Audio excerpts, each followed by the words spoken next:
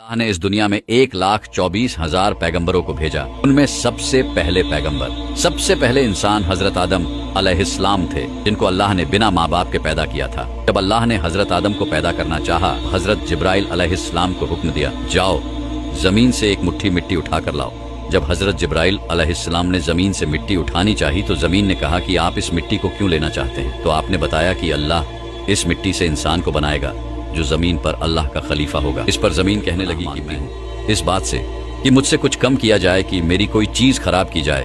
तो हजरत जिब्राइल अलैहिस्सलाम बिना मिट्टी लिए वापस चले आए और अल्लाह से अर्ज की, ए मेरे रब, जमीन ने तेरी पनाह मांगी तो मैं तेरे नाम और तेरी इज्जत का अदब रखते हुए वापस आ गया और उसे पनाह दे दी। फिर अल्लाह ने हजरत मिकाइल को भेजा तो वो भी इसी तरह वापस आ गए। फिर अल्लाह ने हजरत इजराइल को भेजा।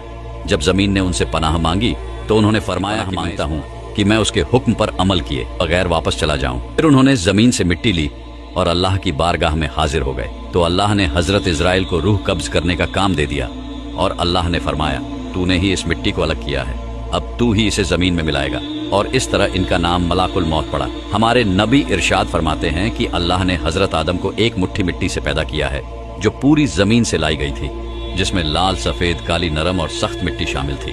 बाज मुफस्सिरीन ने लिखा है कि हजरत आदम अलैहिस्सलाम की मिट्टी में 60 किस्म के रंग शामिल थे। तमाम रंग आपकी औलाद में पाए जाते हैं। जब मिट्टी आ गई तब उसका गारा बनाया गया।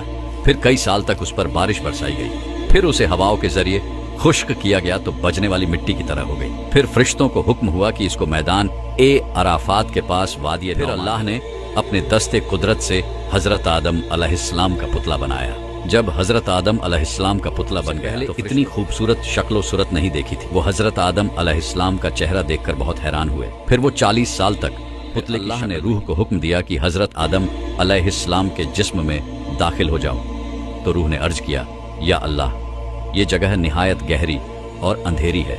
3 बार अल्लाह ने हुक्म दिया और तीनों बार यही अर्ज की तो अल्लाह ने फरमाया, ना चाहते हुए दाखिल हो रही हो तो निकलने में भी सख्त तकलीफ होगी। इसी वजह से जब इंसान के जिस्म से रूह निकलती है तो बहुत तकलीफ होती है। सबसे पहले रूह हजरत आदम अलैहिस्सलाम के सर में दाखिल हुई तो आपको छींक आ गई। तो अल्लाह ने आपके दिल में अल्हम्दुलिल्लाह कहने का इल्हाम फरमाया तो आपने अल्हम्दुलिल्लाह कहा।